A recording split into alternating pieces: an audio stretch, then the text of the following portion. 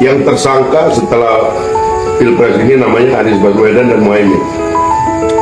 Kalau sebaliknya nanti Pak, kalau Anies menang? Tidak ada, belum pernah diperiksa. Ya, Pak, yang baru-baru ini dari Singkong ke Jagung itu Food estate. Itu yang luar biasa itu Bang. Mungkin bisa dijelaskan kami juga itu Bang. Food estate itu adalah sebentar Bang, sebentar. Bisa dijelaskan kami bagaimana itu tuh sehingga pemerintah Jokowi mengambil kebijakan untuk buka food estate yang ada di Kalimantan sana, sehingga ditunjuknya Pak perusahaan milik Pak Prabowo yang menangani itu, dan bagaimana sampai dengan itu tidak sukses seperti yang diharapkan Bang. itu koran tuh, nggak ada fakta hukumnya. Yang tersangka setelah Pilpres ini namanya Anies Baswedan dan Muhaimin. Kalau sebaliknya nanti Pak, kalau Anies menang? Tidak ada, belum pernah diperiksa. Ya belum, karena kekuasaan masih dipegang Pak. Enggak, ini orang sudah ini orang sudah di oposisi 40 tahun, nggak pernah masuk penjara. Gimana? Sudahlah bos, Anda ini bias, tahu nggak bias? Anda nggak suka Jokowi. Ini pendukungnya Prabowo lama, nggak suka Jokowi, akhirnya benci Prabowo. Pendukungnya Ganjar itu intinya sama, nggak suka Prabowo, akhirnya benci Jokowi. Kami tidak seradikal itu juga ya Bang. Ya kira-kira begitulah. Mohon maaf Bang. Halo Sobat Fakta 5D, ketemu lagi dengan 5D yang terus mengabarkan fakta-fakta politik tanah air mendekati Pilpres 2024 sebentar lagi. Fahri Hamzah akhirnya menyebut dengan terang-terangan bahwa Anies Baswedan dan Muhaimin akan dipenjara setelah Pilpres satu putaran nanti. Dulu memang Fahri Hamzah sempat menyentil Anies Baswedan usai debat. Dia menyinggung Prabowo yang memiliki tanah sejumlah 350.000 hektar. Waktu itu Fahri Hamzah dalam akun media sosialnya menyebutkan bahwa daripada iri dengan harta orang yang legal dan halal, mending kita taruhan siapa calon yang jadi tersangka setelah kalah sekali putaran. Dan kemarin ditegaskan lagi oleh Fahri Hamzah dengan menyebut nama jelas, yaitu Anies Baswedan dan juga Muhaimin Iskandar nantinya akan ditersangkakan setelah Pilpres ini selesai satu putaran. Hal ini juga pernah didukung oleh Babe Haikal waktu di acara podcast Deddy Corbuzier. Babe Haikal dan Fahri Hamzah sendiri memang berada di barisan Prabowo Gibran untuk Pilpres 2024 ini. Sementara di 2019 yang lalu, Fahri Hamzah adalah pendukung Anies untuk Pilgub DKI, termasuk juga Babe Haikal. Ini bukan menyampaikan kembali omongan Bang Fahri Hamzah ya. Setelah putaran pertama ada capres yang gagal bakal masuk penjara ya. Wah, serem banget tuh kata-kata. Ya karena ya saya bukan ngomong apa itu, Bang Fahri yang ngomong. Gitu lah. Artinya memang bukan kesalahan, memang dia udah ingetin bahwa jangan korupsi dan ketahuan korupsinya dan lagi dalam proses pencarian dan udah siap berkasnya. Kalau diumumin sekarang kan nggak enak, lagi nyapres. Ntar begitu gagal baru gitu. Bukannya nggak boleh ya, kalau sekarang nggak boleh kan? Iya, nggak enak lah. Dalam pemilihan umum ini pidana dan sebagainya boleh aja. Di stop dulu. Kan? Boleh. Ketika boleh. Ada. Jadi nanti kita salah aja, biar orang hukum yang ngomong ya. Biar orang hukum yang ngomong ya.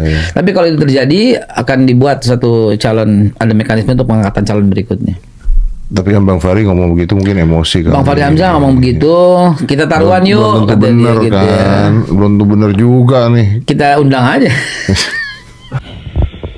Sementara itu, Capres nomor urut 1 Anies Baswedan buka suara usai disebut Fahri Hamzah akan ditetapkan sebagai tersangka bersama cawapresnya Muhaimin Iskandar pasca Pilpres 2024. Anies pun tampak geleng-geleng ketika mendengar pernyataan Fahri Hamzah. Momen itu terjadi saat Anies ditanyai awak media selepas kampanye akbar lapangan pada Rincang, Banten, Selasa 30 Januari 2024. Ex-Gubernur DKI Jakarta itu mengaku enggan banyak berkomentar terkait ucapan Fahri Hamzah. Nggak perlu ditanggapilah, kita lebih penting menanggapi soal harga-harga yang mahal, lapangan pekerjaan yang tidak tersedia, rakyat yang kekurangan tanah, kata Anies di lokasi. Anies lalu menyinggung ada pihak yang memiliki tanah sangat luas sementara rakyat dalam kondisi kesusahan. Sementara ada yang punya tanah luar biasa besar. Kita lagi butuh rakyat untuk dapat perlindungan, rakyat untuk dapat kemudahan hidup. Itu yang lebih penting dikomentari, jelas Anies. Dan hal ini memang diawali dari pernyataan Fahri Hamzah yang menggegerkan media sosial karena pernyataannya dalam video itu. Fahri menyebut capres-cawapres nomor urut 1 Anies Baswedan dan Caimin bakal ditetapkan sebagai tersangka setelah Pilpres 2024.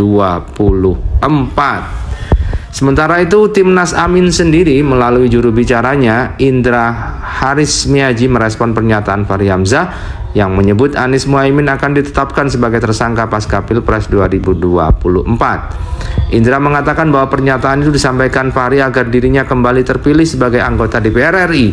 Menurutnya juga ucapan Fahri itu hanya omong kosong. Waduh, kalau Fahri ini cara Fahri Hamzah biar kepilih jadi DPR, bikin-bikin statement heboh biar jadi berita, padahal tidak ada isinya, ujar Indra saat dihubungi Selasa 30 Januari 2024. Indra menuturkan pihak Amin tidak terlalu peduli dengan apa yang disampaikan oleh Fahri Hamzah.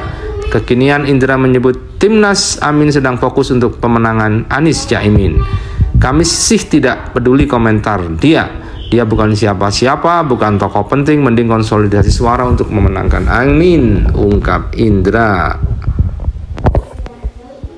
Ini orang sudah di oposisi 40 tahun, nggak pernah masuk penjara. Ya bang, karena dia oposisi bang, makanya nggak pernah dipenjara atau diperiksa seperti itu. Kalau penguasa beda lagi. Saya ambil contoh aja ya. Ketika jadi penguasa, itu kan dia dapat jatah 2 menteri tuh. Nah, yang si Prabowo plus yang satunya tuh si Edi Prabowo kan masuk penjara tuh Edi Prabowo. Nah, ini food estates lagi yang bermasalah. Iya, kalau Bang Fahri bilang tadi nggak pernah bermasalah secara hukum, ya benar kata Bapak itu, karena dia masih berkuasa kayak gitu. Tapi kalau dia nggak berkuasa itu beda lagi bang. Nah itu dia masalahnya. Masalahnya kemarin-kemarin itu dia nggak pernah berkuasa sama sekali. Makanya bisa dibilang ketika dia jadi oposisi ya dia susah untuk jadi tersangka. Apa yang mau dijadiin tersangka atau dia nggak berkuasa? Banyak yang nyerang-nyerang Prabowo terus. Saya bilang, Prabowo belum pernah disidik, Prabowo belum pernah hadir di persidangan. Calon-calonmu itu sudah ada yang disidik. Sudah ada yang sebenarnya naik ke penyidikan. Dipanggil berjam-jam. Sudah dipanggil berjam-jam. Sudah ada yang di ruang sidang.